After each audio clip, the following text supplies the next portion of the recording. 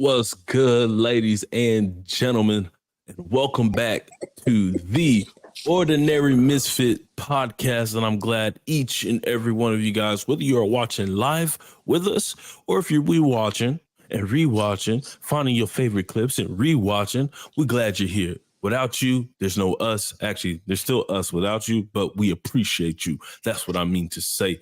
And these are my brothers, D2M Universe and Cole World. Now, I told y'all, I got a little tradition I'm gonna start doing. I'm gonna give you guys some intros. Whatever. Okay? I'm gonna give you guys intros. So, people of the chat, people of YouTube and Facebook, let me tell you about these brothers of mine. First, I gotta start with my brother D2M Universe. This guy right here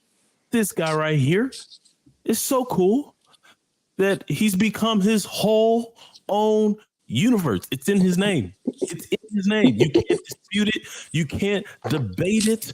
He is the chosen one. No masturbating here. Hey. Whoa. Hey. He's not lying. There's none here. Hand check. No hair on these palms. Cole, you take it too long. Hand check. Bro, I'm doing something. He was doing something. Okay, all right. Revving up the engines. Let me continue talking about D2M Universe for one sec. He is the reason why NCAA is coming back out with a college football game.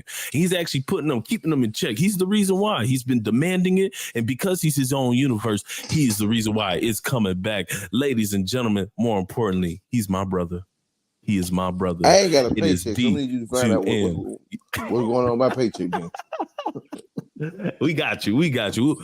Hey, if you in the chat, I need y'all to go figure out NCAA pay D2. Hashtag NCAA pay D2.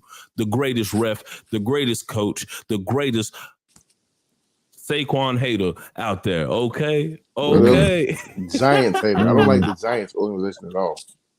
Secondly, but certainly not least, Cole World, Mr. Worldwide, aka J. Cole. This dude, worldwide.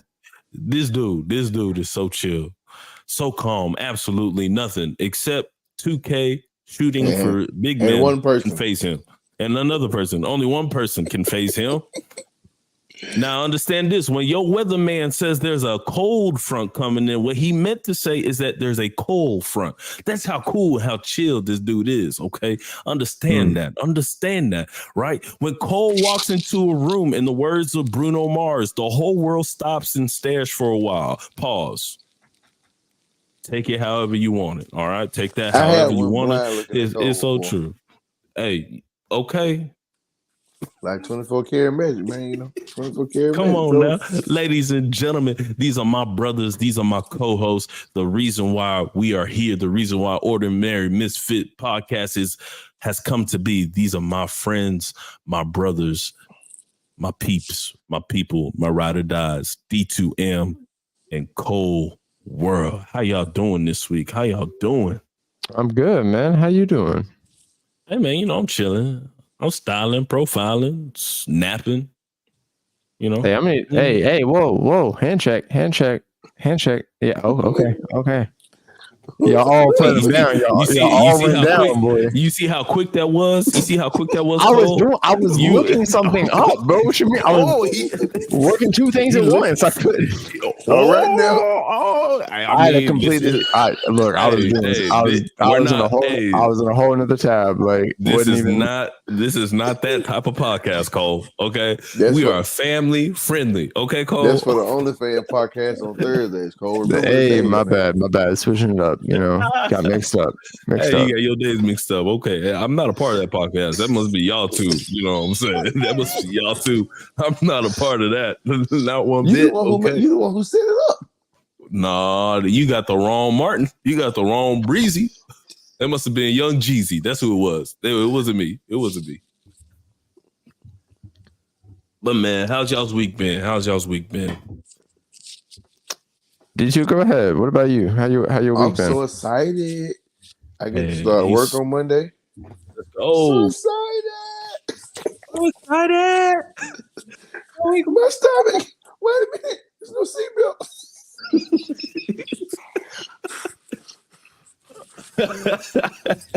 Then we end up getting off the train. Man. I'm blessed. I'm happy. But I'm ready. Ready. Choke when need lick. Just really have fun, man. Really enjoy the day. How you doing physically? Man, honest to God, truth, I'm hurting right now. My plantar fasciitis is kicking my butt for the last 2 weeks. Oh dang! That is something I wouldn't wish on. I wouldn't wish it on my worst enemy. It sucks. It's from where you're healed. So it's a ligament that goes like this, from your big toe to the back of your heel, and it goes from here to here. And here, if I were a Nike shoes are made flat, whereas Adidas, Reeboks, they have the arches. Nike shoes are just like this. And when I wear my reffing shoes, it's flat footed, and I have a deep arch, so my arch has no support. So the back of my heel gets like this big, bro. And imagine I have a townhouse, so I got to go up 12 stairs every day and go down, up and down, up and down, up and down. But I work my foot out every day by doing this little dolphin slaps, Yeah, I know you got them growing pains too. You know what, Cole? That's why your thigh looks like a glue stick. I was waiting for somebody. I tell you, I have an ammunition. I used to do this. I used to do this for fun. I used to join people for fun, so I'm always loaded and ready. Not a glue stick. And I'm talking the ones you getting the kids in kindergarten. Yeah, we had a kid in my class that religiously ate glue sticks. I remember that. We went to the same school. I feel like there was always that one kid. All right, I had a classmate who would eat his eyelashes, bro. I can't say I want to say, but that he would pluck them out, look at it, and then eat it. And I was like, did they grow back faster? I don't know, man. One time he did. I was like, was that good? Did it taste good? He's like, sometimes it gets stuck in the back of my throat. I was like, oh, brother. Yeah, man. You see some weird in school, man. In middle school, bro. I never forget this. When I first learned what the lettuce, tomato, guacamole, and cheese levels was, seen a dude, bro, in class sit on his thumb. I was like, what? Yeah, it's crazy, man. Crazy. I so said, physically, sorry, go ahead. Brother was sitting on his thumb. I'm like, you all right? I'm fine. I'll be okay. But Martin, how are you, sir? You before you speak, sir, the man of God. Oh, walking righteous. Physical specimen. Hold up. Father figure. We talking big boy, dad boy. Hey, bang, I'm trying. Boy, you build like that, man. Don't do that again. Hey. This is a chiseled Adonis right here, y'all. I don't know about that. This is the Saquon loving, soccer loving, men and women soccer. It's true. 2K hating. Yes, sir. Talk about Call of Duty don't like. Yeah, Talk about it. Podcast maker. Hey, I'm trying. Representation of what a Christian man should be. Hey, talk about it. Martin, I can't say his last name. Lily. It's Lily, but you was almost there. I thought it was Lilo, like Stitch. Lily. Lily. Is that how you say it? Bro, I'm gonna start telling people that's how you say it, bro. I'm dying right now. How you say your last name, Lily? He's like, remember Patrick? Little. That's it right there. But how are you doing today, sir? Hey man, I'm doing good today. It was a good week. Physically, I've been keeping up on my little workout regimen. Trying to keep on doing the I'm trying. Yes, sir. Wakanda forever. That's why I got this on. Let's go. But no, I've been trying to keep up with my 100 push-ups a day, 100 sit-ups a day. And if I don't get it in the morning, I try to do it before I go to sleep. But that's been going really well. Been seeing some progress where I'm not as tired at the end. So that stamina's coming back. I want to start running again. And when I mean running, I mean like hitting at least a mile a day, and try to progress and get my knee back to soccer shape, if that makes sense. Are you doing 100 push-ups straight? Yeah. No, I break it up in sets. I break it up in different sets. I was gonna say you, my friend, are a muscle man. I do 4 sets of 25, and I alternate between the push-ups and the sit-ups. But I used to be able to do 100 straight, but that was long. I give you 30. I give you 50 and pass out. Wake me up in the morning. Do another 50 then. I did 50.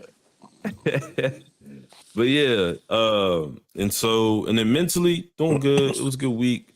Mentally, I was able to get some rest. I was able to focus on me, and get a lot of stuff work related done.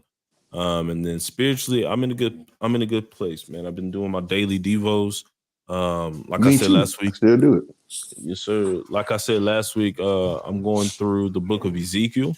And so I've been continuing. I got this book that I bought that's going to walk me through each chapter. And so I'm excited to actually kind of jump in and dig in on that. So it's been a good week. One last question. You said your mental was doing good. How about the conversation we had the other day as men in the 2K room? How did that help your mentality and your spirituality and your physicalness? Hey, being able to talk, being able to speak the truth, it was liberating. It didn't help that 2K like straight up slapped us in the face after that. that was abysmal. Hey, but really, y'all gonna come dog fight in the middle of the podcast? Get on somewhere with that. All right, there, Big Junior. Go. But we did beat that level 40 team, the 40 overall. That is true. But that was the next day. 2K had to reset itself. We did. That was good. Get that open communication going and everything.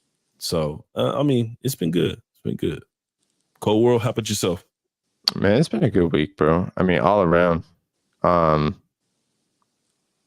don't know, man.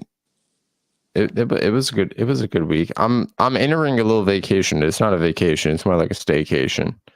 But I'm dog sitting, so I took the next couple of days off from work, and so I just get to be like a little bit of couch potato for the next couple of days. So that's nice. But I don't know. It was a good week. It was just a normal week. Like for me, it was like nothing incredible happened. It was a week and I woke up and I got to live, you know what I mean? So that's always a blessing. So like, it was a good week. I woke up, I'm still here. I'm still happy. I'm still chugging along. So like, a week, just work. Ooh, I can't wait. I really can't wait I can't wait for my classes to start, bro. That's all I'm waiting for.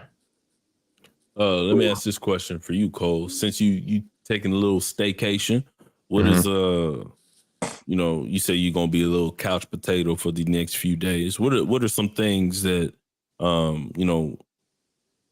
do you keep your mind fresh? How do you keep your mind, or how do you refresh? Going from, you've been working, several weeks in a row, putting in that work, putting in that, and then now you get to step away from that. How do you refresh your mind so that when you do go back to work, you are actually refreshed and ready to go? Okay, so one thing, there's, for me, that's a multifaceted question, right? So in one corner, right, like, one thing I can't do is just sit around for like 4 or 5 days and not go out and do, because then when I get up to go to work after the staycation is over, I'm going to be really deflated. You know what I mean? And not ready mentally or physically to go back. Yeah. And my body's still going to be drained. So I can't do that, you know? So like I have a bunch of things I'm doing. Like I'm constantly moving. I'm constantly going about, periodically throughout the couple of days. So not completely just a couch potato, but in terms of couch potato, more like I don't have any major responsibilities, you know, i.e. work, you know, related such. Yeah. But also is like I'm going to be around my family for the next couple of days. Like we're getting together with my like grandmother, my parents, my siblings, all getting together tomorrow. And I'll probably do something with my sister and her husband Sunday. So I mean, for me, it's just like staying. It's all about using the time wisely, and like for me, the refreshing part of it is getting around my family. That's like my reset. But then like at the same time, just like surround, like I just do me, you know, like I'm not a very high maintenance person. It could literally be like a smoothie and like just a nice little breeze on the porch. You know what I mean? Like that could be it for me. It ain't got to be like, I got to be like on the couch, relaxing the whole entire time. Like I can be up and moving and going around. It's the small things and just letting my mind get at ease over the break. That's more of what it is for me. It has nothing to do with the physical part. However, I do love being a little couch potato. Like going back to when you were like a kid and you would like y'all ever try to stay up like so late? You be trying to stay up like all night. You had like a drink and like a snack and you were like, I'm gonna make it all the way to. But now I look over and I'm like, oh shit, 2:30. All right, well, I might need to start heading to bed. I have insomnia, so I was always like that. Really? Still happens to this day. I remember the first time like you pull that first all-nighter as a kid, and you think you all that in a bag of chips, and then like the next day you're just tired.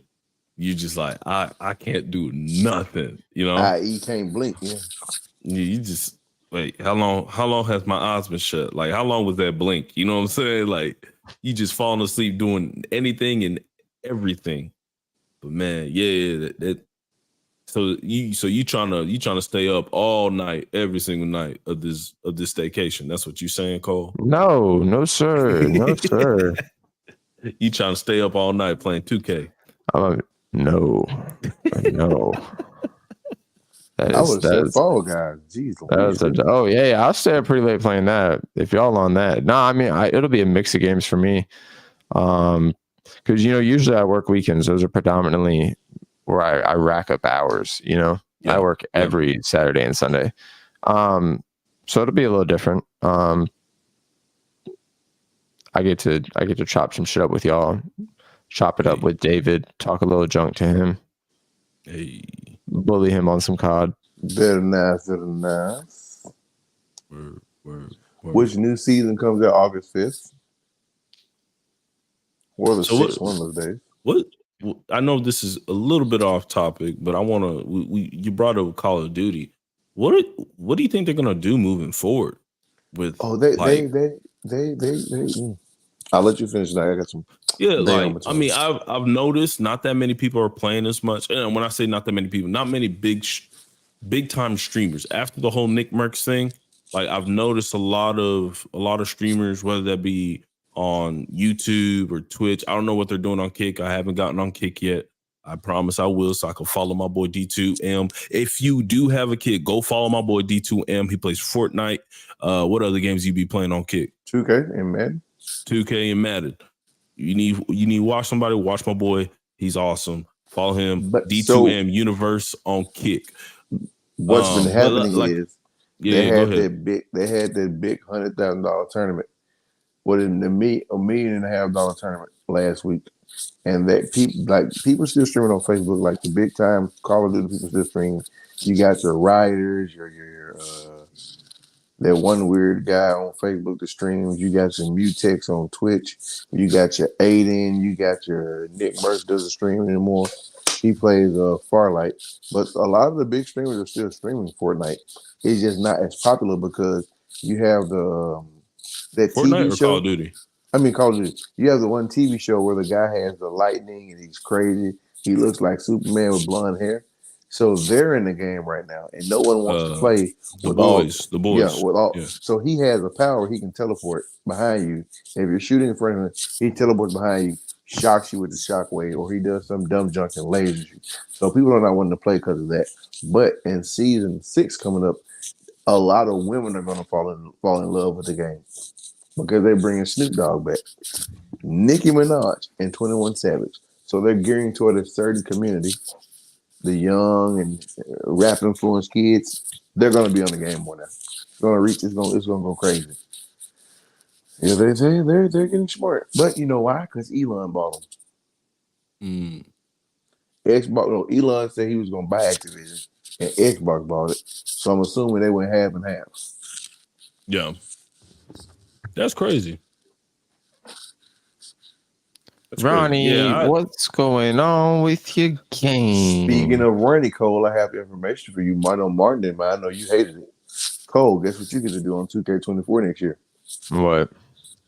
You get to choose your path to the league. Do I want to go do all these stupid side quests, or do I want to just hoop? And Martin sent me a video that might be confirmed that you may be able to play co-op in your franchise. If they do co-op my career, I'm not even playing rec. What? I'm the one that said that. I said we should be. I said they should add that, bro. Yeah. Did I not? I want give me my credit. Give me my credit. Run it back. I don't have any cards to give credit. No, to, it was a 2K. It was a 2K content creator who like he made this video, and I shared that on. I think I shared it with both of y'all. I know, Cole, you take your time going through all the TikToks I send you. You have like your dedicated day, but you'll see what D2 saw. It was like that. How's that exposing you? That shows that you have a set time and you're not on TikTok all the time. I said that they should have a co-op My Career where all of us could have our players on the same server. I think it's like I said like that weeks ago. They're saying it might be like a Shaq and Kobe type thing, but I don't like playing center, so let me Martin and Cole get to play together. Because I played the 3 and the 4 or the 2, 3, 4, but. They were saying you get to pick you get to make the decision if you're gonna go do all the Martin, by the way, I love your dad shorts. I just had to get that out there. I'm gonna buy me some Sunday for work. With Nike Elite shorts? Dad shorts, Elite shorts. I'm about to buy the Dad Shoes 3000, the Nike Monarchs. Dad Shoes 3000. That's where it's at. But no, so Cole, like they say that's about the Cole. Is that a Buble? Or is that a Sprite? No. That is a Baja Blast, my boy. Okay, I said, Cole, you drinking spring water, you are bougie. No. But no, they said that 2K is going to be a different game this year. But Martin, I don't know how long you've been playing with Cole, but how long you have. Do you all remember the beach where you had like the 3, you had the Flyers, the Rough Riders? They're bringing that beach to next gen. And if you have the 5 or the X Series S and X, Series S, X, and the PS5 regular and big version are all going to be cross-plat. You can't, like, let's say Tyler had, I'm using Tyler for example, had an Xbox S, like the regular Xbox One S, he couldn't play with us if we was because we're next gen.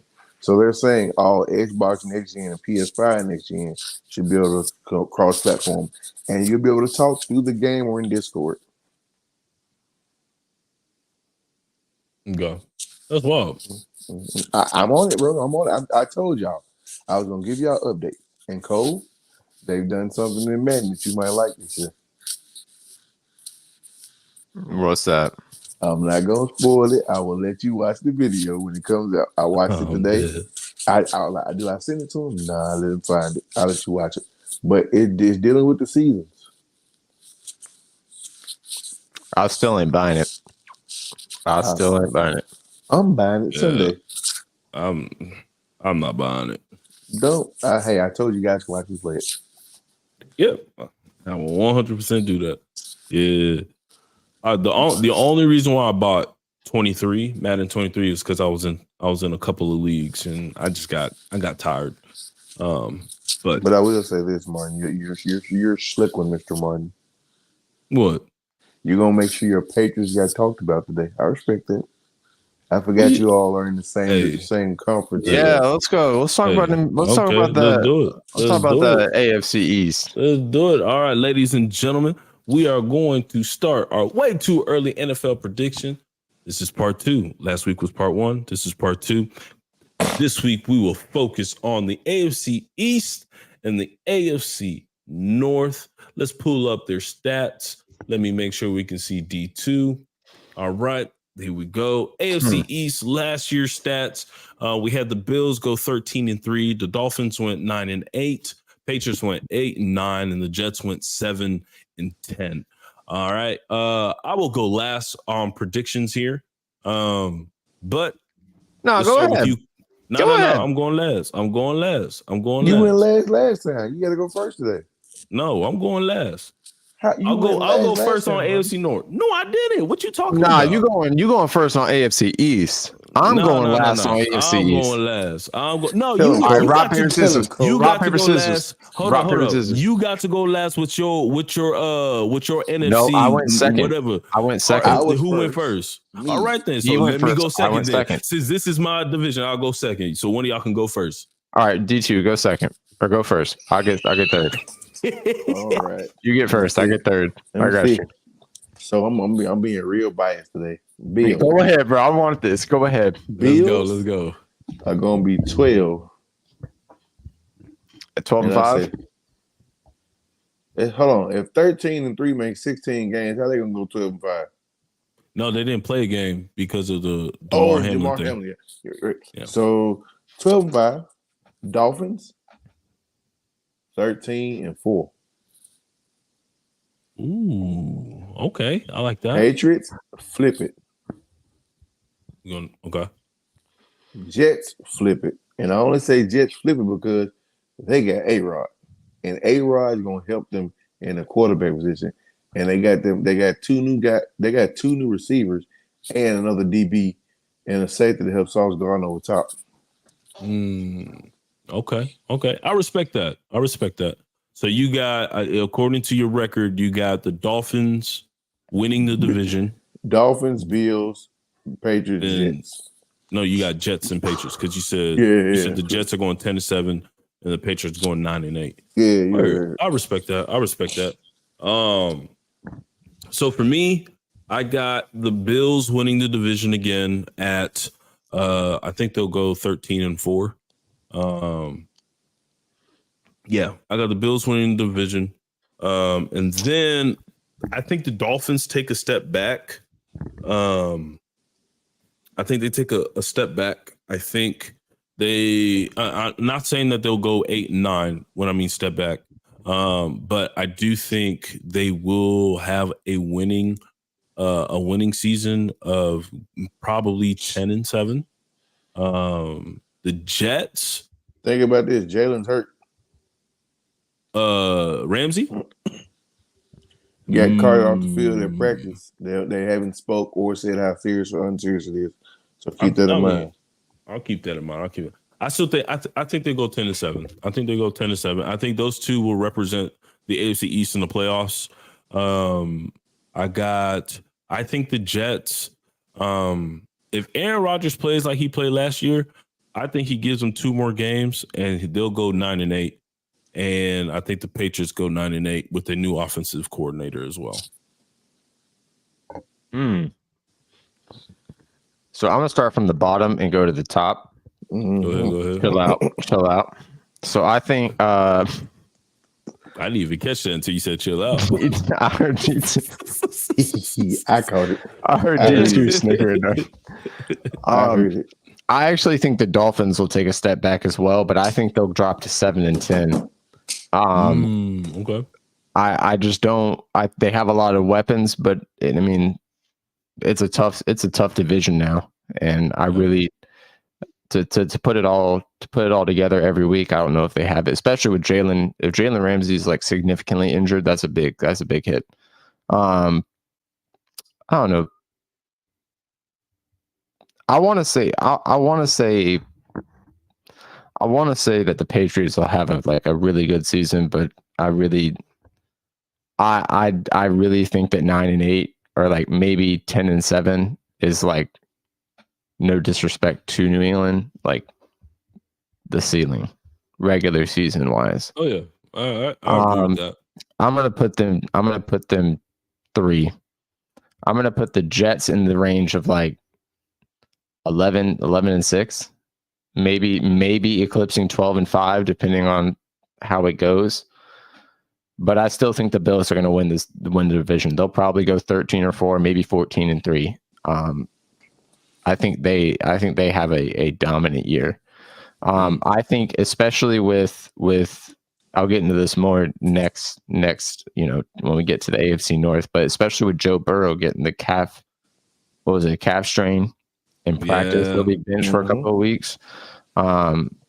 If that ends up having a lingering effect on Joe Burrow, the Bills could be poised to have a deep run this year and be one of the heavy favorites to contend for the AFC as a whole. But we'll see. But I do think they're early, way too early. I think they are the number one. Now here goes my predictions. Wait, you think who's number one? Sorry, Buffalo. Okay, bet. My predictions for the North. Oh, did weird. I not? You said what? My predictions for AFC North is weird. Oh, you hopping right into it. Yo, hold on. Let's dig in. Let's dig in into the East just a little bit more. So with and I'm gonna save Aaron Rodgers for last, because I really would want to hear you guys' opinion on how does his presence in that Jets team, how does that propel them forward? Because there's a lot of hype about Aaron Rodgers joining the Jets, and so I want to save that. I want to save that for a little later. Do you think Tua has a better? Now this is in a world where there's no injuries, nothing happens, right? All right, and so this is all hypothetical. Yeah, this is all hypothetical. Do you think Tua has a better season? No, actually, no head injury for Tua.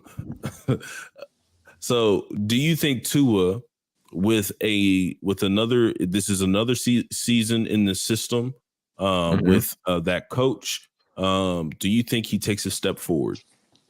He has to now. That's his only option, especially after last year with the injuries. Because he basically formed the offense around Tua, like his college offense. But see, Miami has a two-way scheme. They can be a running team, or they can be an option team, where they have the RPOs and every team Tyreek go to, they got RPOs on that. Well, I do think it also is interesting. The two teams that I've seen come up, the two team names that I've heard come up the most are surrounding Dalvin Cook's free agency is the Jets and the Dolphins. Those are the two big teams that I keep hearing about. Yeah. So I feel like you should do the potential for both. If Miami were to land the likes of Dalvin Cook, do you think that weapon also being added to the offense is something that could take Tua's game to the next level? What running backs do they have already? I think it's like Raheem Mostert. Yeah, Raheem Mostert. Mostert. Okay, I'm looking it up right now. If they have Gesicki at tight end, no, they have to have a good tight end. He went to New England. Yeah. If they don't have a good tight end, their running game gonna be sucky this year. I don't think they have like a dominant tight end. So the Dolphins drafted Devon Achane from A&M. So that's their running back, and they also have Mostert. What about tight end? At tight end, let's see. Tanner Connor. Connor's decent. He's decent. And Elijah Higgins. Higgins is good. Julian Hill. I mean, those three guys are rookies. But see, so what I'm saying, if they have a good tight end, if they run a decent two tight end set with Tyreek and Waddle on the outside, they should be okay with the run game. If they go into that 2-by-1, they'll lose. Yeah, they got Eric Saubert from Cincinnati. Oh, sorry, thought you talking about me. Yeah, that's what they have tight end and Durham Smythe. I think that's how you say his name. I'm gonna tell you why Dalvin Cook is not going to the Jets. They could barely stand up for 3 seconds. I mean, the Jets already have Brees Hall. I don't know why they're pursuing him. Yeah, they already have Brees Hall. I mean, they probably wanted Dalvin Cook to fit their and they already, the thing is like A-Rod, okay, so I saw a lot of things when A-Rod agreed to restructure his contract and he took off pretty much 35 mil worth of funds, right? And everyone was like, oh, that's to sign Dalvin Cook. And I'm like, nah, bro, I think that's to re-sign the dominant defense and offensive weapons that they already have. Like the Jets have a really good defensive core. They got some dogs on their defense. They got to re-sign some of them. You know, they got to keep that team intact. Mm-hmm. I think that was misread, and I'm gonna be real. Like I'm like Martin. Before that injury, Brees Hall was tearing it up for the Jets. Like he was making that run game look monstrous, right? Monstrous. So I'll tell you guys this. I really and like he is coming off an injury, so I respect it. If like they know more than I do, right? They're in there every day with those guys. Is it a knee injury, Cole? Is it a knee injury? Brees Hall? Yeah, there's a knee injury. You know my words. What I'm going to say. That's what I'm saying. Like that's what I'm saying. They know more of what it is than me. But like, if it's bad and he's not potentially going to be the same player, I mean, shoot, bro. But I really don't think they should sign him though. I really don't. They already run it with what you got, bro. That team was. You're right. You got to run with what you got. So with the Jets adding Aaron Rodgers, right, and coming off his last season where he threw 26 touchdowns, 12 interceptions, he had over 542 attempts, 350 completions, so that gave him about 64.6 completions percentage. He threw for over 3,000 yards. It was about almost 3,700 yards. But we also saw how playing like that the Packers didn't even make playoffs. So do you think if he plays on par to last season, and a lot of people were calling that a down year for him, if he plays on par to last season, do the Jets make playoffs? Are they having a winning season? My personal feelings as a Patriot fan, I think there's a lot of hype, and I would love to see. I mean, because I know the defense that the Jets have is like they're legit. They were top 5 defense last season, but like they both had the defensive rookie of the year and offensive rookie of the year in the AFC. So there's a lot of potential there, but does adding Aaron Rodgers, does he do the Tom Brady where first season there, he wins a Super Bowl? Same thing with Matthew Stafford, first season with the Rams, wins a Super Bowl. Does Aaron Rodgers continue that trend, or is he more like a Russell Wilson first year with the Broncos and it was complete like hot lettuce, like it was doo-doo water? If I'm going to be honest, right?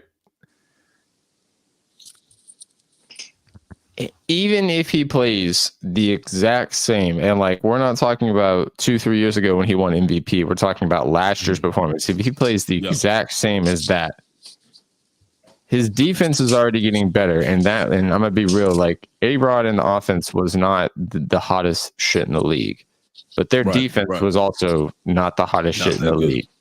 He's going to an elite defense, right? He's going to have more opportunities. His team has the ability to make consistent stops, right? I feel like with that, And I mean, you could argue, I'm not saying that Green Bay had like a terrible offensive roster, but you could argue like I think his line was better in Green Bay. I would argue like his offensive line was better. As far as options, he has an infinite amount more options here with Garrett Wilson, Breece Hall. Like he has great options. Corey Davis. Yeah, like there is no like, oh, I have no one to throw the ball to. They can't catch the ball this season, you know?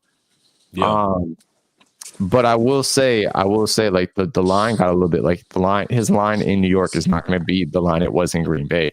But that's the sacrifice you make for all these amazing players in the skill positions.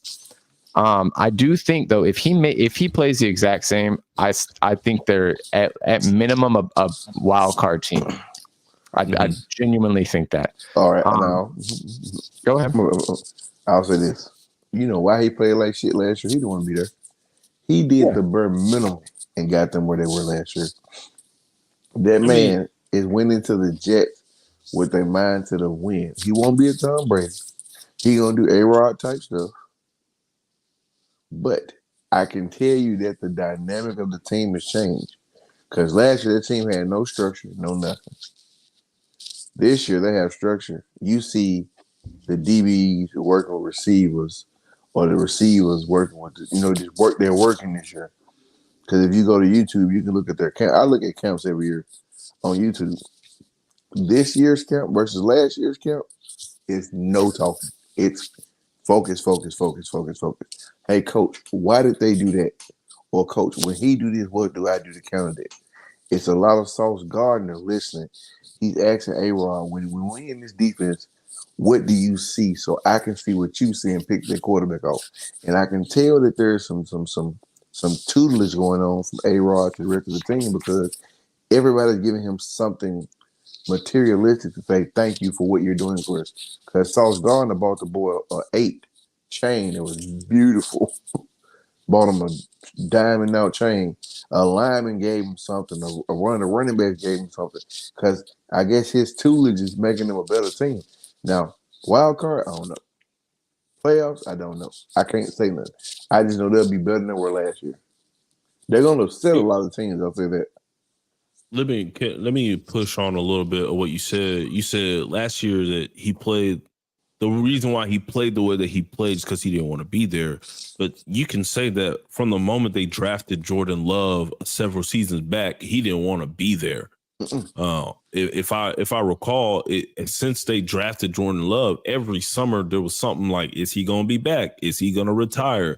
This, and that. And he had an MVP season in that time period. So like my thing is like, how do you go from an MVP season to playing how you played last year? I'm gonna tell you, for me, it's just like it's like okay, he didn't want to be there. All right, then sit out. Don't play at all. You know what I'm saying? He can't. So how? Perfect example. You know how contracts set up. You play sports. You know how contracts. I ain't gonna explain it to you. But for the people in the audience that don't know, you play, you get paid. If you don't play, you don't. You get. If you're a Aaron Rodgers, you make. Let's say he make $126 million a year. He has to play to get that $97,000 check every Tuesday. Right, he has to play. Right. If he doesn't play or practice or meet his requirements, he doesn't get paid. So last season, not the 2022 season, but 2021 season, he verbally stated, I want to be out of here. I want to get traded. They said no. He said, get me out of here or I will make you pay for it. And he did just that. He was the man of his word. He said, I don't want to be here. I'm going to play I'm going to let my play show it. There was plenty of times when Devontae Adams was butt naked when they were together for the last year. He could have. He wasn't doing that running around, flicking, throwing it to automatic plays. He didn't do any of that last year. He played to the bare minimum. Just like with Tom Brady. When Tom Brady lost the Super Bowl, it wasn't because he was old. He was tired. It wasn't because he was. It wasn't Tom Brady. It's like it wasn't the Brady we knew. The Brady that we all used to seeing. Which one? The one against the one he lost against Philly? Yes. No, the Chiefs. Philly was just he can't catch. They beat the Chiefs. They beat the Chiefs. The first time they did. The first time, right? They only played them once. Right. That game, he wasn't the Tom Brady we were all used to. He was having problems on defense. They picked him off 2 times. I've never seen Tom Brady against the Chiefs. Yes, Tom Brady has been picked off probably 1 or 2 times max a game. And I know once Tennessee got him one in the game, and he torched us for the rest of the game. Tom Brady, the last Super Bowl he won. Go ahead, that one Chiefs game, it was a shootout. Like Tom Brady did win that game, but the Chiefs barely lost that game. Yeah. It went to OT, and the only reason that the Chiefs won because of the OT thing getting Tom the ball first. Yes. Wait. We're talking about the Super Bowl, or we talking about we talking about when Tom was with the Bucks, or when he's with the Pats? Which one? Pats, right? Yeah, we're talking Pats. Not Super Bowl. So the one where he's with the Pats, that was a shootout. That was a shootout. Yeah. That's when Tyrann Mathieu picked him up. Yeah, that's what I'm saying. Y'all won, but he didn't look good. Like Tom still didn't look. He didn't look like Tom Brady, and he won. The next day after that game, they were like, "Yeah, the Patriots won, but Tom is showing progressions of going downhill." Like that was the headline. He won it out. And so I said that to say and then people were like, "Oh, what's his name? Pat Mahomes may have lost, but this was a showing of like he's here, he's on the scene." I remember that. Yeah, and that's what Aaron Rodgers did last year. He was like, "I don't want to be here, but I got to play football. I got to get paid. Like it's a job." So back to I want to throw something in, right? Through 12 weeks, through 12 weeks in last season's campaign, the Jets were 7-4. Okay. They went on to lose 6 straight to end the season, right? And I want to read these out because I want y'all to know, I want y'all to see, like, this is with Zach Wilson at the helm, right? So I want y'all to see like how much more potential there was for the offense now that A-Rod is there, right? So they beat the Bears 31-10 in week 12, go 7-4, right? I'm pretty sure that was the game with Mike White. Then they have December 4th at Minnesota. They lose 22-27, drop to 7-5. Then they go to Buffalo on the road, lose 12-20, drop to 7-6. Then they come at home and they play Detroit. They lose 17-20. They drop to 7-7. Then they have Jacksonville at home. They lose 19-3. They drop to 7-8. Then they go on the road for their last 2 games against Seattle, lose 6-23, and then at Miami it's 6-11. In the last 3 weeks of the season, they literally go 3-19, 6-23, 6-11. Okay, I'm gonna be real. Like A-Rod got bad games, just like every QB. He is not perfect. There ain't no way in hell A-Rod's team is coming out and dropping 3, 6, and 6 in 3 straight weeks in the closing things when they're still in the playoff hunt. Dropping 6 games in a row. As a wise man and a very brilliant coach and player once told me, any given Sunday you can lose. I said what I said was he played like shit purposely. Tom Brady, when he wanted to be out there. I'm not arguing with you. That's in support of you, dog. What are you talking about? Tom Brady did not play like crap on purpose. That's not who Tom Brady is. Horse bullcrap. Tom Brady had no weapons around him his last season as a Patriot. Martin, here we go. Martin, you're a Patriot. What weapons did he have? Go look up give me your receiving corps. Were. That year. Yeah, I'm gonna look it up here. Y'all had Hogan. Y'all had a Hogan. His last season as a Patriot. I don't like the Patriots. I don't care who y'all had. To be honest, you said Tom Brady purposely played like crap his last season so he can get up on out of there. Is that what you said? Tom Brady's only had 2. That's what you said. He's only had 2 name receivers: Randy Moss and Wes Wilson. There's only 2 name receivers he had. All right, so you just proved my point. You just proved my point. He gave Tom Brady asked. Tom Brady asked for weapons. He asked for Antonio Brown. What happened? Bill let him go. He also asked to sign multiple receivers, and Bill did not do that. That's why he wanted to get out. You telling me Tom Brady did not? That's not who Tom Brady is. He's not going to play like crap on purpose. So you really think Tom Brady's like, oh man, I'm in a playoff game against the Titans. Let me throw some interceptions real quick so we can get up on out of here. No, we disguised our defense Because I say it every year, and I'll say it. Hold on. No. Now you're giving your defense credit, but you just said Tom Brady. You said Tom Brady purposely played bad so that he can get out of New England. Okay, Regardless if he won or not, he had the freedom to go because he was a free agent. He chose to go. We didn't trade him. We didn't let him. He chose to go. We could have, but he did not want to sign back with us. He chose to go. So who was his receivers his last season as a Patriot? Do you want? Can I go by like starting and then second string? Just give it to him how you want, Cohen. We'll carry no Patriots around here, man. You tell me. Julian Edelman, Philip Dorsett, N'Keal Harry, Demaryius Thomas, Dontrell Inman, Maurice Harris. All big names. No, they're not all big names, Brett. There's like two or three good names on there. Julian Edelman is a big name. N'Keal Harry is a bust. Whoa. Listen to me. He just was not good in Bill's system. Please let me speak. Y'all can say whatever y'all want about Harris. Do not say nothing wrong about Demaryius Thomas, because that was my personal best friend. No one's talking about Demaryius Thomas. No. Because everybody said, he was a bust. He's not a bust. That man was the best. N'Keal Harry was a bust. I was just reiterating this. One of my best friends, his name kind of, sometimes, make you want to shed a tear or two because of what happened to him. To me, he was one of the best receivers for his height. Really good receiver. He wasn't sorry. He wasn't a bust. Now, I tell you who was the bust that was in New England. That Emmanuel Sanders cat. He sucked. Who? Emmanuel Sanders. He was not in New England. I think he played for y'all for a couple of games. He had to let go. I know he played for the Broncos. I know he played for Pittsburgh. I think he played for New England.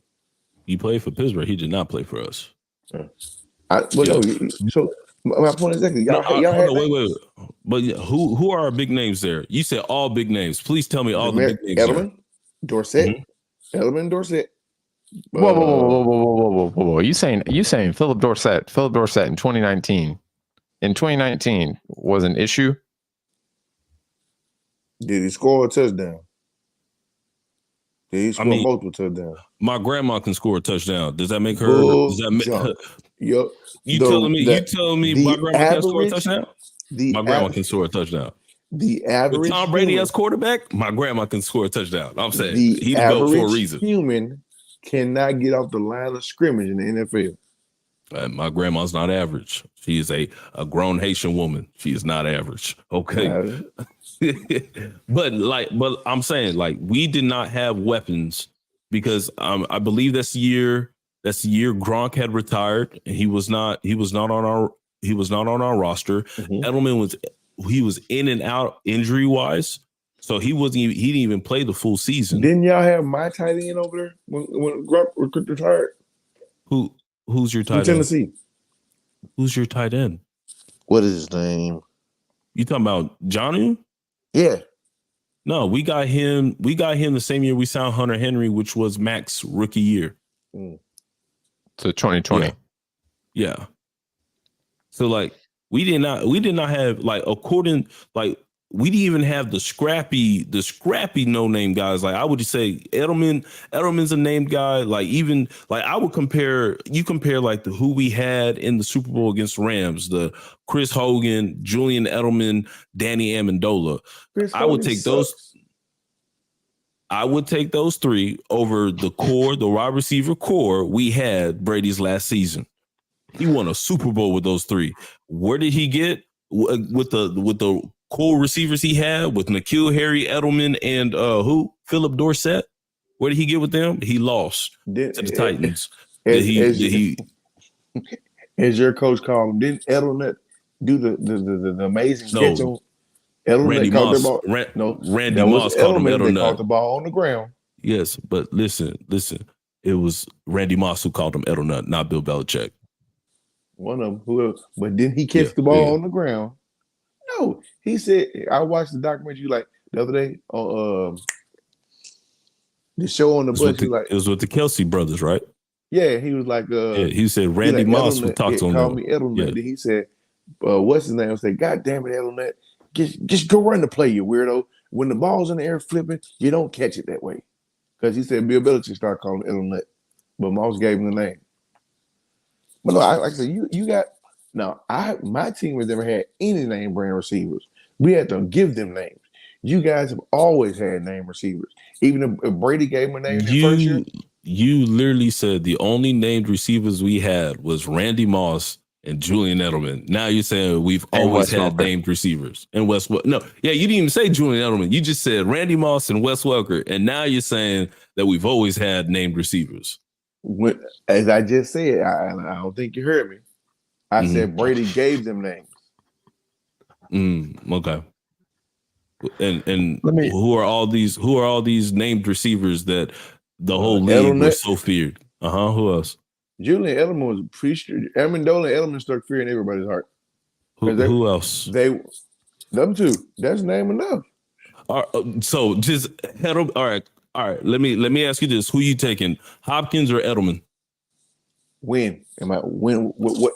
Give me both in their prime. Both in their prime. Who you taking? Give me Edelman. Julio Jones or Edelman? Julio. I need the height. All right. Stephon Diggs or Edelman? Hold on, Cole. You're allowed to talk. Cole, you're allowed to talk. Go ahead, Cole. I'm not trying to contest what you're saying right now, Martin. But I just want a general question. I can't remember if he was playing this year. Was Rob on the team in 19? In 19, let's see, what was it? Who we play? It's the year you lost to in 19. You lost to Tennessee on the pick in the playoffs. Yes, no, he was. He was not on the team. He was not on the team. No, he retired. He came out of retirement to play with the Bucs the following season. That's what I was about to say, because they were saying that they were wondering if Tom could win without Rob. Well, I was going to say, if he had Rob, that was one that was his biggest weapon throughout his career. That was his biggest. That was his. I would say he didn't have that. I'll tell you this: Tom, he can't read defense. Who? Tom Brady. Oh, you're right. I'm not even going to get into that with you. No, I want you to, because he can't read defense. Okay, no, it's all right. We got a whole nother. We got a whole nother division. Nah, you can't. So the greatest quarterback of all time can't read defenses. Martin, I ask you two questions. When you're playing Madden, and you see somebody come out in two high safeties, right? And they switch it, and you don't know what they go from too high to one high, but they still in their too high defense, but they disguise it, and you throw right to where they want to. Is they reading defense or not? Because they got to get to the dropping zone. D2, I already told you I'm not going to argue with you about this. We got a whole nother division into. But you right. I'm not debating this. You right. Tom Brady can't read defenses. In his 21 seasons, he never read a defense in his life. You're absolutely right. So let me interject. I hate to be like the moderator for this, but let me interject again. What do y'all think about? I'm literally, that's all I'm gonna do for the rest of all of these division things. I'm just gonna moderate. I'm just gonna let y'all go.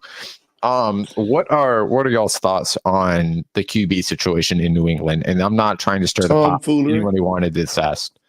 Dude, I don't even know what the QB situation is. Either I don't know, but that one dude, Zeppy or whatever. England? Zeppy that came off the bench. Yeah, Zappy. Yeah. Zappy. Yeah. Hey, bro. I love his heart though. I love his heart.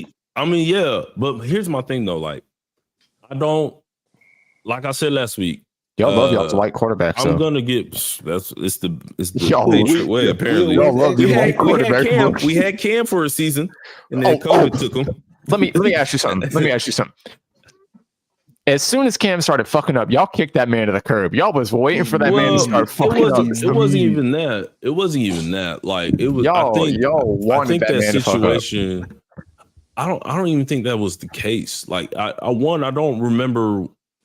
I think he had chosen like he like broke team rules or whatever and lost reps, and then like Mac outplayed him in a preseason game, and then that whole situation flipped. And the thing was, Bill asked him if he wanted to stay or if he should let him go, and Cam said, "If I'm gonna be here, I want to start.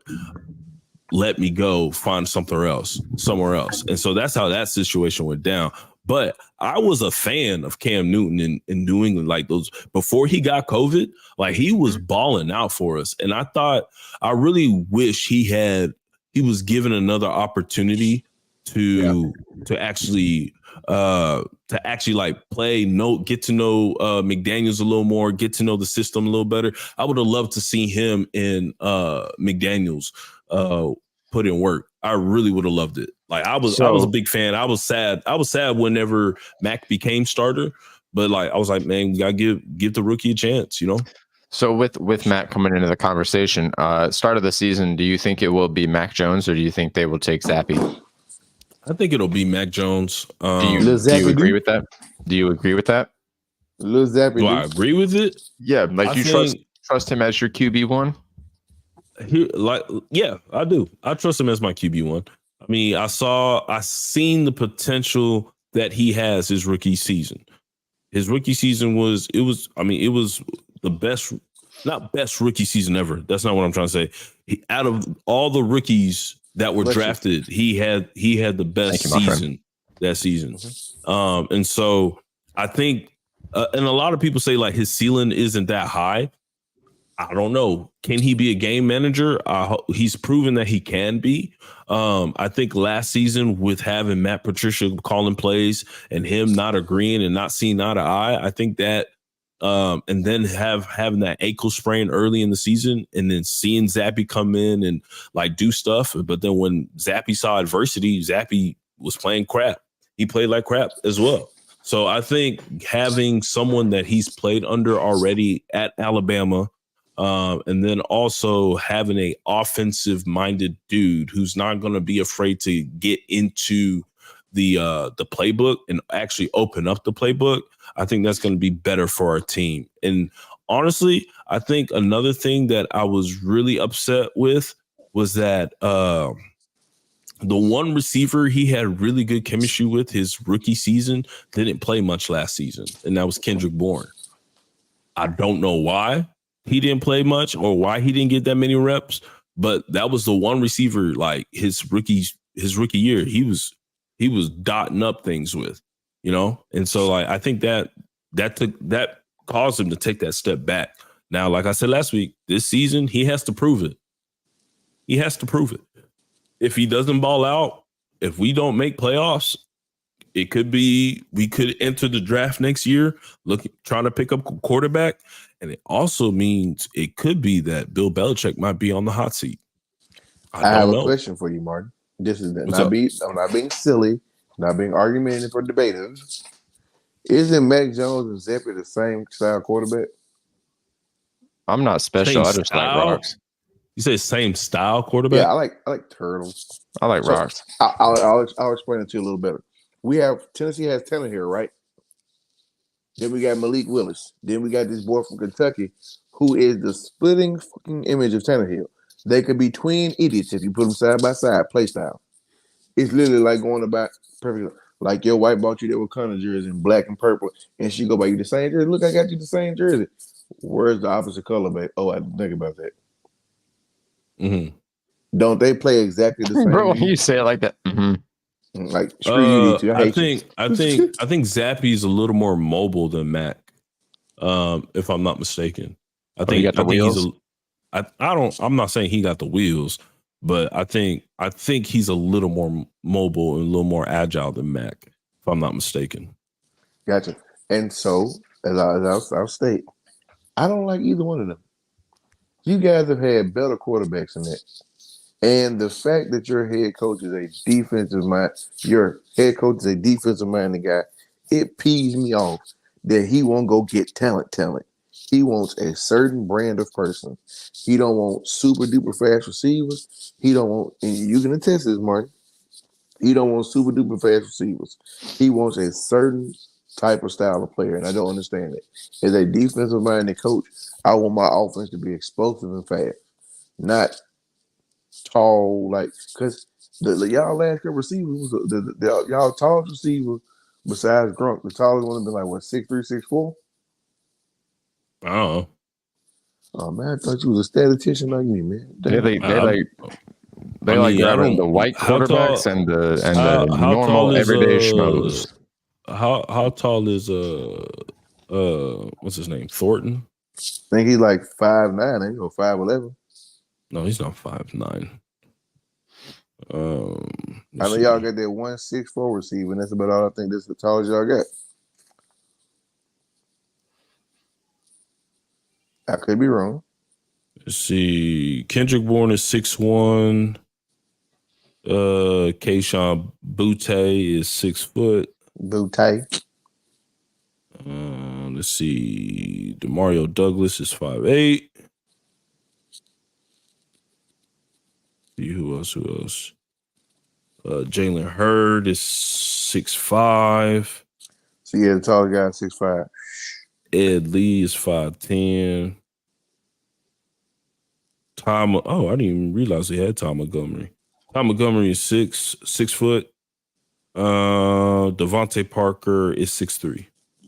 So like I said, the tallest guy I got is 6'5". See, I can understand that. But no, so I gotta backtrack. You asked me, I'm not doing it. You drink your Mountain Dew chip like a scissor monkey, okay? Spider monkey, not scissor monkey. I've been watching the Jets camp, and they got some receivers, man, besides Corey Davis and his rookie. Mm-hmm. And A-Rod is sideways getting out the pocket, thumping it over people's head. He got Sauce Gardner to fall flat on his ass the other day. Because the receiver hit him with a doom, doom, doom. And Sauce Gardner with the break and got broke around him, caught it and gone. So he working. But still Tom Brady tuck. I'm gonna get you to debate, Martin. Martin, you're gonna debate.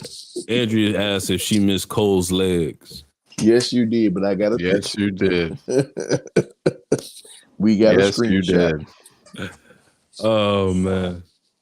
Nah, I'm gonna have to disagree with the Tom Brady. Tom Brady decided and chose to play bad his last season with the Patriots. I'm gonna have to. I said Aaron Rodgers decided to play bad. Like you Brady said the same did thing his last about season. Brady. I said Brady played bad his last season. I told you I hate Brady. It's because he couldn't deflate the balls. That's funny. But again, I can't blame that on him. His coaching staff did that to him, and his coaching staff got him in trouble, and they shoved it on him.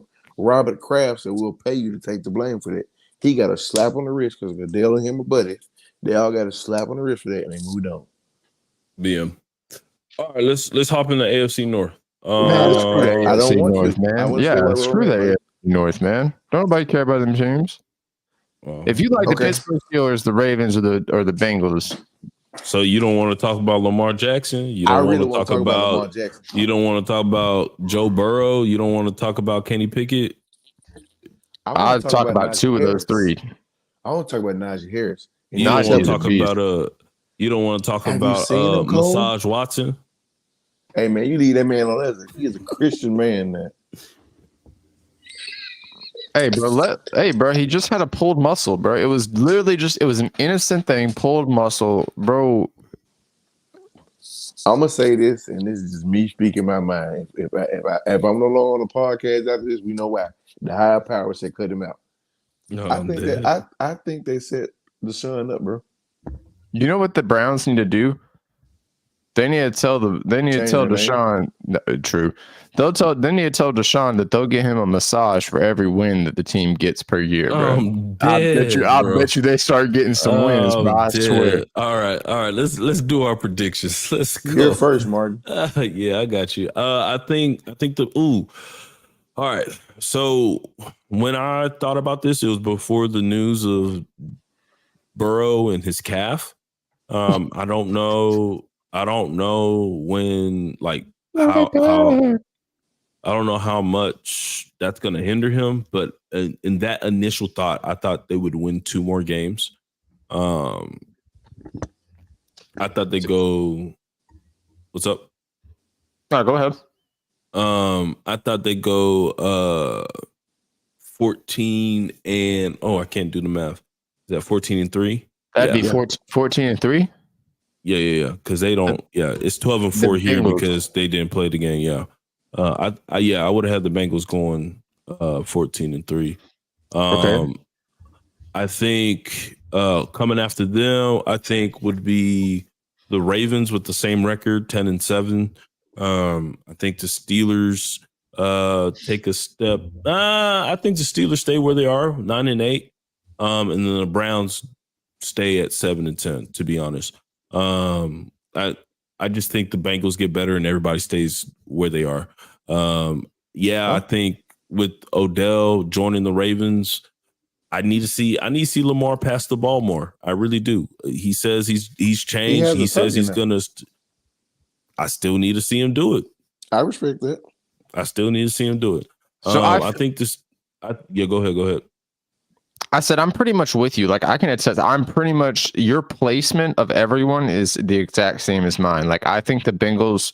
I even think with the Bengals, if they lose Joe for a game or two to start the season, I still think they're still going to win. I think they'd still win the division. So I'm gonna say that he's probably going to be straight by week 1, maybe just a little bit hobbled, but I think he'll be ready to go week 1. Bengals first, I'd probably say 13-4, like just to be fair. I actually think the Ravens do a little bit better than they did last year. I'm gonna take them like at 11-6 or 12-5. I think the Steelers stay about that, maybe 10-7, maybe 9-8, something around there, pretty much y'all median. Gonna lose y'all when I get your mind. And then I think the Browns, they're just going to be the redheaded stepchild of that division. The Browns are going to be upsetters this year. They're going to go 10-7. That's my opinion on that one. The Steelers are going to be either right above 500 or they're going to be 10. Or I'll say this: the Steelers are going to be either 11-6 or 9-8. That's all I can say. With the Ravens, they'll be. I'm gonna say this. This is, and we got to play them twice. They're gonna be 13-3. They're gonna be 13-4. What do you think the Bengals do? The Bengals. This is where it gets weird for you. The Bengals can go 14-2, 14-3. I think this division, Pittsburgh is gonna come in third. Bengals, if they lose to the Ravens, they come in second. If they beat the Ravens, they win the division. If they lose to the Ravens the first game because of Odell, it's a wrap for the Bengals. They'll make playoffs, but they won't be the highest seed in there. This is what's going to hurt the Ravens. If they get out of Lamar's offense and start trying to get Odell the one-handed three-finger catch or the they're gonna suck.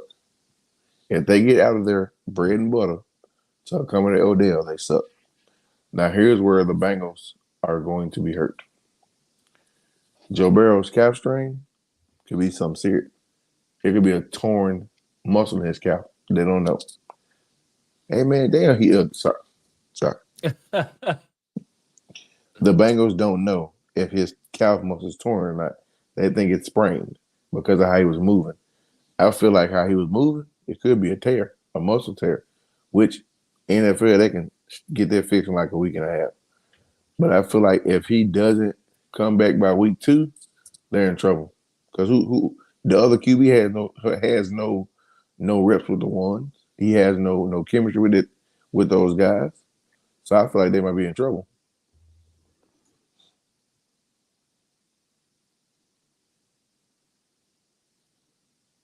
So here's my thing. Well, not my thing. Injury, we've gone through all these so far, these 4 divisions, and we've said hypothetically no injuries, yada yada yada. But now we know for sure an injury is holding the Bengals captive at this point, right? They're saying it's a strain. They don't really, that's what they're saying. We don't 100% know the exactly like all the whole issue that he's going through right now. Now, does it was a question that I was asked, not asked, that I saw. Does Joe Burrow, does he not take the practice field until his contract gets done? Because he's up for a contract. So here's where it gets sticky with that. As you would tell me, like with the Saquon situation, it gets sticky because they need Burrow. Burrow is a captain on that team. He's the quiet captain. He's not the one doing the hoorah and talking like his no more receivers are. He's not doing the talking. He's sitting back in the back, chilling, being Joe Shiesty. That's what he do. I feel like if they don't have Burrow by the end, I think because you got to sign by end of the third preseason game. If they don't sign Burrow and they go look for somebody else, that team goes from top tier to bottom tier immediately. I don't think they're going to look for somebody else. I think he's on par to make more money because I think right now at this point Justin Herbert is the highest paid quarterback in the league. Yes, right? Sir. And so I think he was on par of surpassing Herbert money wise in his contract. I don't see how now. Do they have the cap space and the luxury tax for that? I think so. Now, like that's what I was gonna say. They got to pay Jamar next year, right? And I think him and Justin Jefferson are gonna set the market for receivers. And that's coming up next year. So do you think Burrow goes for the, pay me now mentality of like, hey, like let me become the highest paid quarterback, and then they try to figure out what they do with Jamar? Or do you think Burrow's the type of quarterback to be like, hey, let me take a little bit of a pay cut, go the Mahomes route? Mahomes didn't get paid. Like if you look at Mahomes' contract, it's a team friendly contract. So like, do you think Burrow would do that to make sure they sign everybody? Because they got to sign Chase, they got to sign what's his name, Higgins. They got to sign T. Higgins, Chase, Jeffrey. They entire defense got to be re-signed. Yeah, they gotta re-sign a lot of people if they want to continue staying up there. What are your thoughts on that, Cole? See how he went to the white man? No, I'm sorry. I am completely on a different tangent. I was completely caught off guard earlier when you said that Herbert was the highest paid. I was unaware that they had just re-signed him. Yeah. I'm literally reading the list of the top 10 paid players in the league. And this is accurate because it was just made yesterday. It's after Aaron Rodgers adjusted his contract, right? It goes as this: Justin Herbert with 52.5, Lamar at 52, Jalen Hurts at 51, Russell at 49, Kyler at 46.1, Deshaun's at 6 with 46, Patrick Mahomes at 7 with 45. That's criminal. Josh Allen at 8, 43. I know. He got himself into it signing that 10-year. And then there are 3 players all at 40 that are tied for the same for 9th. And that's Stafford, Dak Prescott, and Daniel Jones. So Aaron Rodgers would have been the 3rd highest, but since he at 50.2, but he took that pay cut when he got to the Jets. The big reason he took that pay cut. And so he is now only averaging a cap of, or not a cap hit, but a pay of 37.5. After it was 40 or 50.2, and he dropped it to 37.5. He did that so when Sauce Gardner signed and that's for both the next 2 years. Like he's taking a pay cut for the next 2 years. Like it's not just a 1 season thing. Like he did it for the extension of his contract. He took a pay cut. Oh, why you putting me here, bro? Because you talking, and I asked you a question. I need you to answer. Okay, what was your question though? My bad. I got on a tangent looking at that when you said Herbert. Do you think Joe Burrow is going to have the mindset of let me get paid now, or let me take that pay cut so we can sign everybody else? Burrow? Yeah, Burrow. Oh, that's tough.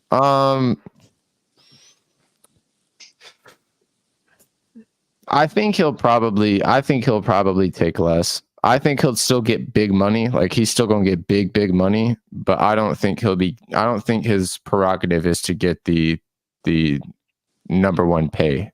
You know what I mean? Like he has openly said, especially after that one Super Bowl run, that like this was not just me. Like this was a collective. He knows that like he's not there without Jamar, couple of his other weapons. I think it's T. Higgins, the other one. Now I think he'll chase a good contract, like a healthy contract, but I don't think he's going to chase like big. I want to be the top paid. I think he knows he wants his people there. That's just me. I could be wrong. I don't know him personally though, so he could be a bag chaser. He could be like Jack Harlow. He could just want the money. Y'all know Jack Harlow. He said he'd do anything for that money. He a bag chaser. He just about getting his kids money. Yeah, I think this division has the potential to be terrible. This division in the AFC West, whatever division the Chiefs are in, I feel like the AFC is just loaded with quarterbacks right now, and like each division has, you got Burrow, you got Lamar, you got Josh Allen. It's covered. My team ain't got no quarterback. You got Mahomes, you got Wilson, you got Herbert, you got I'm not putting him up there. You got what's his name? Sunshine. Zappy. Yeah, Trevor Lawrence. You got not putting him in there, Cole. The boy from Florida. What's the his boy name? from Florida play for Indy.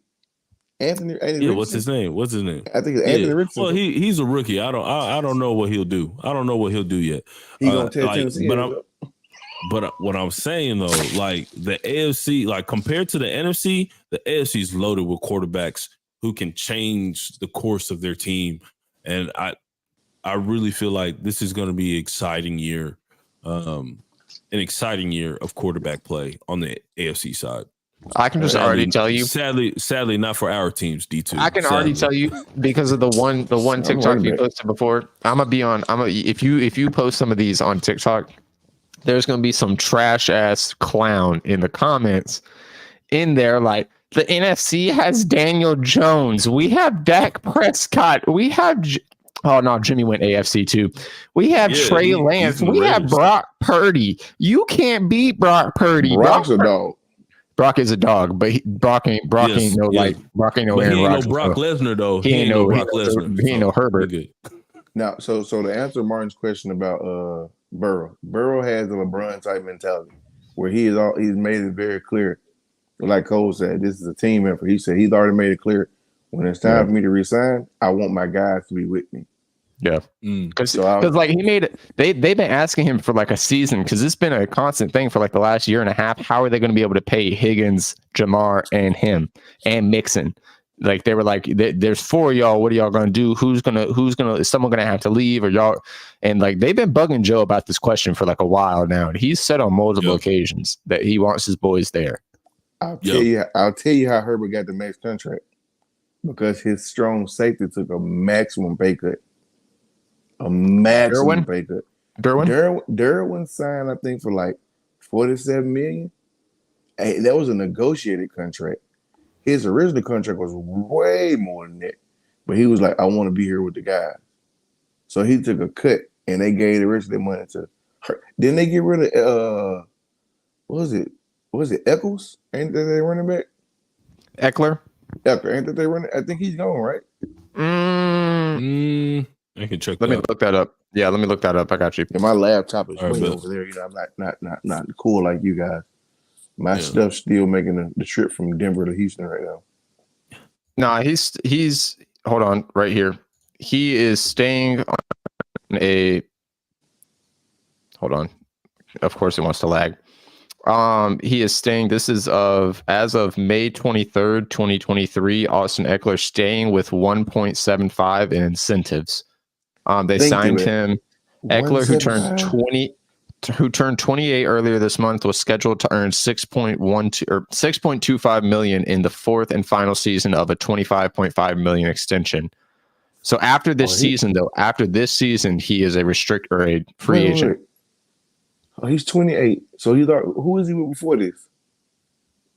I think no one. I think he got drafted. Yeah. He was behind Melvin Gordon. If he got drafted, then he was still in his rookie contract. No, I think he signed an extension. Okay. Yeah, like his full contract in, and then he re-signed like an extended. I know we almost lost. What's his first name? Austin Eckler. Austin. Thank you. AUSTIN. The hood way. The hood way, bro. I know Derrick Henry was. We just gave him his 5th-year option, so I was like, "Ew." So he get the extra money plus the rest of the money because we about to let him go to Philly. Philly would have won every Super Bowl coming up. Philly would have been a terror. I'm still shocked that y'all let AJ Brown go to Philly like that, bro. We didn't let him. He wanted to be with his cousin. Like that. I was shook. I was like, what? We asked him to do two things: mentor Tylon Burke and take a pay cut. He said no and no. So he had been practicing in Dallas with Jalen. You know, Jalen, they're from Dallas. And so if you ever watch Jalen's draft, who was on his right hand side the whole time he was being drafted? Who? AJ Brown. He flew, didn't make our practice, didn't go to camp, to fly to go see his peoples. Made sure his little cousin got leave. Like, hey, we're gonna. He kept saying we're gonna play together one day. We're gonna play together one day. So let me ask y'all something. So this is we are in the fourth year. Like we as a people are in the fourth year under Jay Jetta's contract, right? So like he has his 5th year option. Do y'all think when it comes time, do y'all think they pick up his contract and try to sign him to a max extension? Or do y'all think that they try to lock him up immediately, like as soon as ASAP? Who is Jay Jettis? I don't know what Justin Jefferson. Minnesota wide receiver, the number 18. I will say this, and I'll say this with all confidence. I think they dropped the ball on him, and he goes somewhere else and becomes great. Depends on what they do quarterback wise. They let go of Thielen. They're dropping the ball. They let go of Thielen. They let go of Stephon. They let go of Cook. And this is the thing. I didn't want to say this because the running back's last name is Mathis, and that's my mama's maiden name. And my brother did some digging, and Buddy might be related to us. But he's not a good running back. He's not a bad running back either. He's one of those running backs where if he break a run, you know, okay, I knew he had him. He's like he's more of a. Any of y'all watch Auburn football? Mm-hmm. You know the Irons brothers, right? Yeah. He runs like the Irons brothers that play running back at Auburn. That's how he run to me. And I think they let go of Dalvin. I don't know why. They let go of Thielen also, I think. And I think next year they dropped the ball and let go of Justin. I think they signed Justin. I think they lock him up. I think they need. I think Minnesota needs to start thinking what they're going to do after Kirk Cousins. To be honest, I don't think he's the answer. I don't think they OC or their head coach Downson. I don't know. I mean, Jefferson balled out, and so I think they'll be dumb to let him go. And I guess you could say, man, they let Stephon go, right? But yet they found a diamond in the rough in Justin Jefferson. So I kind of you can kind of excuse that, like, bro. But could you imagine if Stephon Diggs and Jefferson was there together, playing like this? Like that would be amazing. They had a core from heaven, bro. Stephon Diggs, Adam Thielen, LaQuandis Treadwell, and JJ, and one of those four only there now. It's crazy. Because LaQuandis Treadwell wasn't a bum. He was a really tall body. LaQuandis played like a modern day Calvin. He wasn't as strong, he wasn't as nasty with it, but he did do his thing. I'll tell you what, though. I saw some little trade, or not like trade disputes, or like actual conversations. But y'all know how there has been the rumor that Purdy is kind of winning over San Fran's coaching staff. So Trey Lance is still young and he still has a good market, right? And I saw someone talking about Kirk Cousins does need to, like, his tenure in Minnesota is coming to an end. Whether he wants to accept it, whether Minnesota fans want to believe it, like, he is not it. And whether the coaching staff is ready to make that change, one thing that could happen, like one situation that would be ideal for both sides would be, what's his name? Trey Lance to Minnesota for picks and compensation. Like, they get their QB of the future.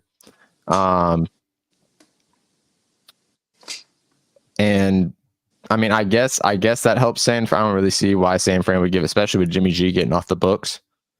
But I mean, either way, they're gonna have to pay one of them. You know, they're both young. One's gonna have to get paid. You're gonna have to choose. And if Purdy is leading in the way, and they're leaning towards Purdy, you know, I thought that was an interesting take. Purdy won't be the same. Didn't he have a clavicle surgery? I don't know what his injury was. It was a throwing arm surgery or something.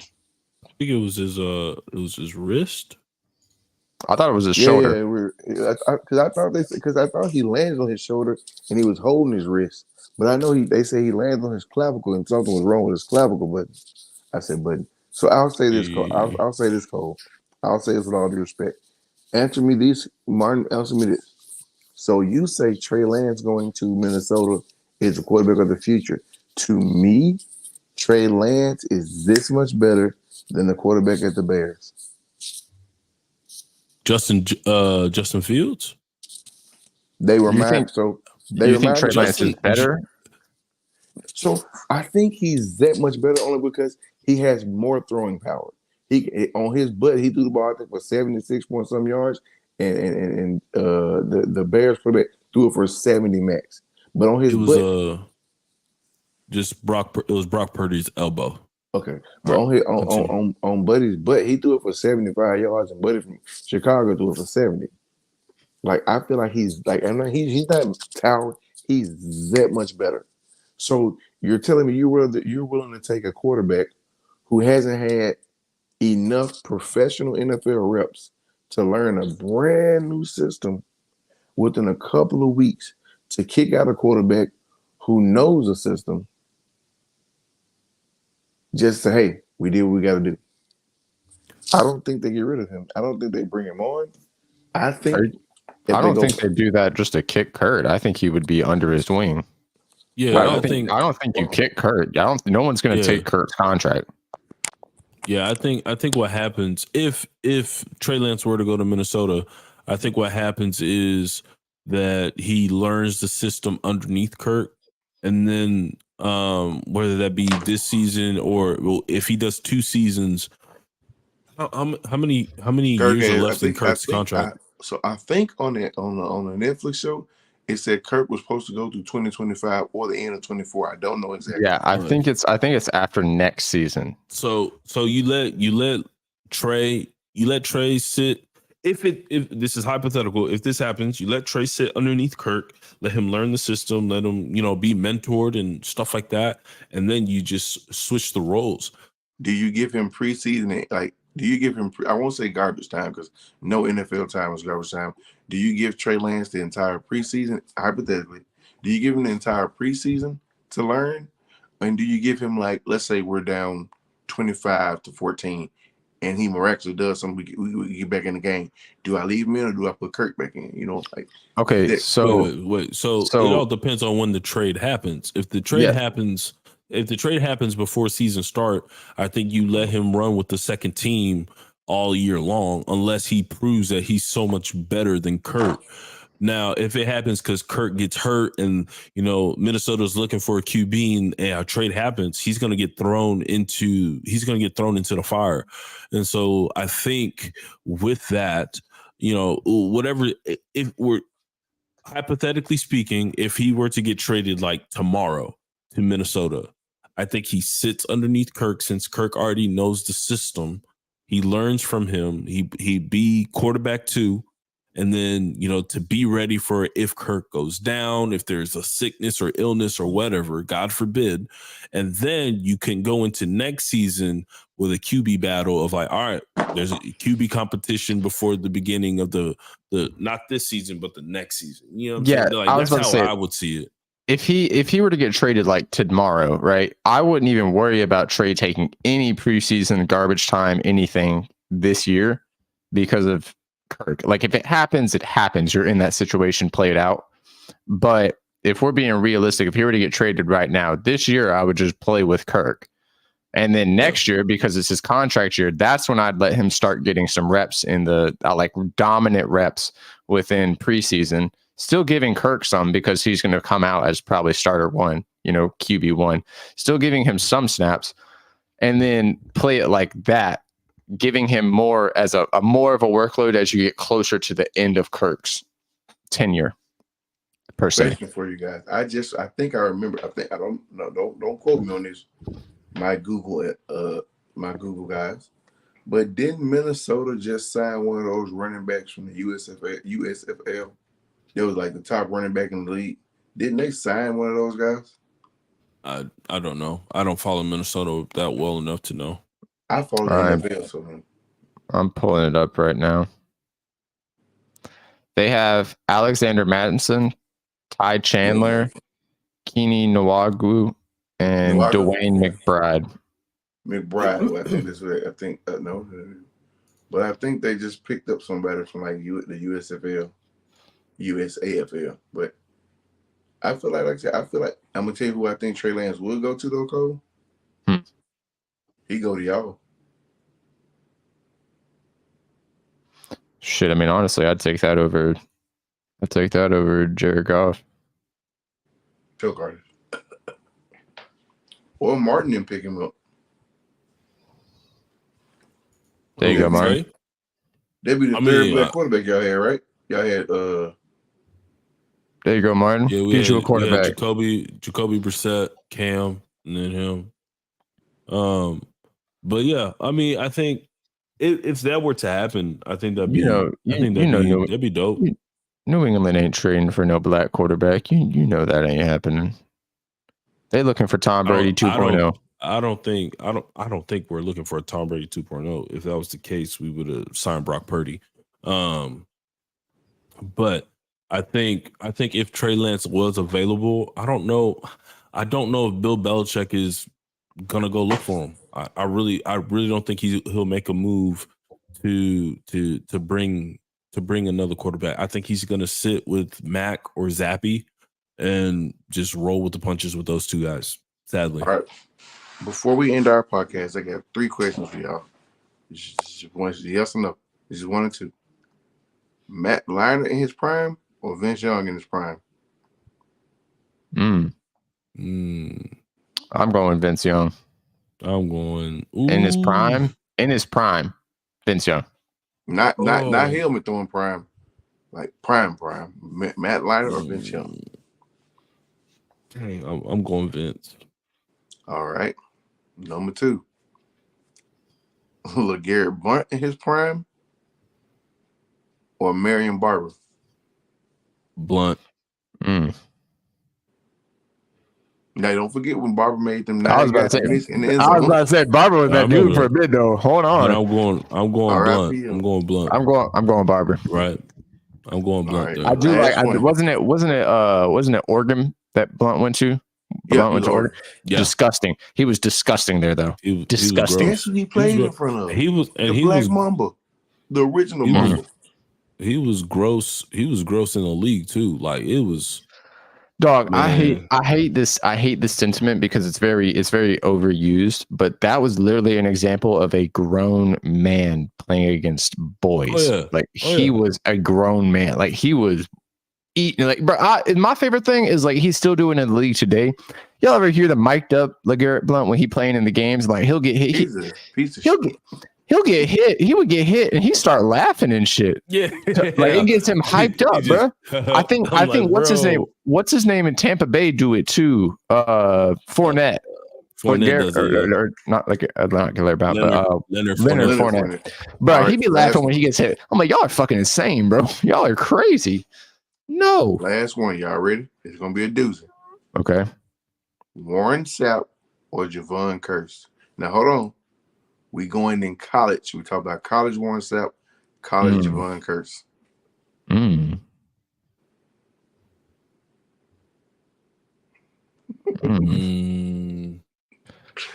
you gotta realize Javon Curse ran like a 4.6, 4.7. He was legit named the freak for a reason. Now I think he was faster than that.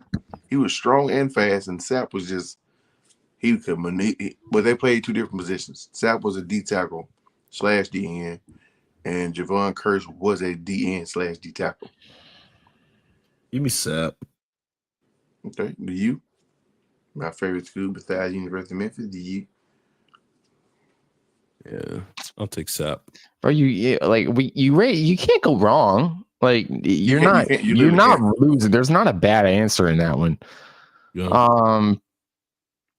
Just to show love to both of them, I'm going Curse. Which means he wants to go Sap. Yeah, I mean, I did like Sap. Yeah, you can't run from it, Cole. Martin just answered so damn quick. Martin's like, I'll take Sap. I'm like, damn. Himself. Nah, I thought about it, and then I was like, let me go with Sap. You could have been like, yeah, I'm gonna go with Sap as well, but no, I want to show love to everybody. Gotta show love to everybody. Gotta show love to everybody. We show love by asking the question. So. I would have took Matt Liner, even though Vince Young was a Titan. Vince Young was that dude though. I didn't like him sometimes. He showed signs of weirdness to me, and it proved him when he started banging his head against the tunnel when they walked out and throwing it at the coaches. What about Barber and Blunt? I just remember him at UT, bro. I'm going Barber. Yeah. Barber played running back like I ran, trying to run through your soul, and if somebody catch me, I got to get away. And that was another one. You can't go wrong with either of those backs, though. That was another good one. And I would go Curse because it's just how when I coach defense, I want fast, agile D linemen. I don't want those 450-pound, 6'9", can't move your foot after you slide a credit card. I don't want those guys.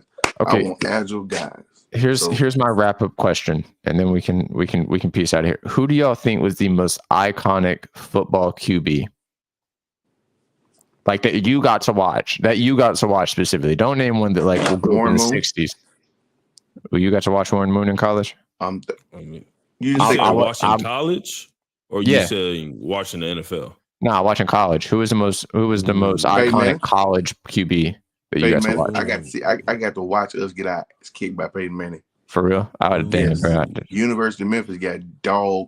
I'm too young. I didn't get that. Brother.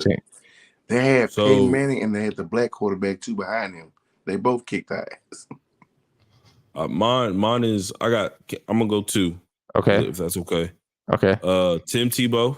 Yeah, that was gonna be mine. And Cam Newton. Okay, hold on. You said watch. Okay, Martin. Tim Tebow. Super Mariota at Oregon. Bro, he was a dog in Oregon, bro. He was a dog. As much as I hated his play style, you know who I loved to watch for the 2 years that they played college football? Yeah, I don't know who these. Johnny Manziel? Johnny Manziel, bro. I used to love him. All that Alabama fucking schooling and everything. Just going around. He just dodge, throw this little half sling pass, bro. That's just wide open. That shit used to. Martin, this is your. I loved it. I loved it. This is Drew Lock. I was like, this your quarterback, but that's Drew Lock. Oh, no, Drew Lock. Yeah, that was Drew. And then the head coach mocking him was the best. Bro, they mocked him so bad, bro. Hey, then he scored on him. Oh man. But nah, J. Cole, I feel the same way about Baker Mayfield when he was in OU. Yeah, the antics and stuff. I did not like him, but homeboy balled out for him. Swear. Balled out for him. Well, with that being said, ladies and gentlemen, I appreciate each and every one of you guys watching the podcast tonight, whether that's you watching live with us as we record, or if you're rewatching, we just want to say we appreciate you. We love you. We thank you. D2, Cole, thank you guys for being here. Great conversation once again. I'm looking forward as we hop back into the NFC. Doing over there, handshake. D2 said like, oh my God. What you doing? What you doing under the table? Damn, bro. There's no table, bro. Look, there's no table. What you doing? This is a tripod for my phone. Let's go. I appreciate it. No, like I said, hey, bro. Man, I appreciate the conversations. I appreciate each and every one of you. And I'm excited to see where this podcast goes. All right. Any last words? May God have uncontrollable blessings for you all. Even if that means you all succeed past what we see or what you see. And if it means the point we succeed to where we have to stop or either hold each other accountable for the things we do, I'm with it. Like if you had say Martin gets to the point he's a head pastor, hey guys, I can't play the game anymore. Still want to be able to talk to you. Same with Cole. Cole gets his degree and owns a business. I still want to be able to, hey, what are you doing today? How you doing? If I become a principal or a dean, or if I go into business myself, I'm gonna be texting y'all, what you doing? Man, it worked about to fire somebody right now. You say, you fired. Yeah, I'm back. I'm fired somebody. Be good. But I just hope you all get blessed beyond your beliefs. You know what I hope God blesses me with? A beard that comes in even like D2's. So yeah, about that. It's fake. So, Damn, dog. You just damn, bro. underarm hair. Respect the confidence. It's He fake. said underarm hair. I'm dead, man. Man, My appreciate granddaddy the did this last. to me, man. Hey, there you go. Do what you gotta do, man. Made me drink beer when I was little. Oh man. If you're tripping, then you're falling. Stupid. See, Dead. Oh, like dead. turtles. All right. With that being said, appreciate each and every one of you. Peace and love, baby. Peace out.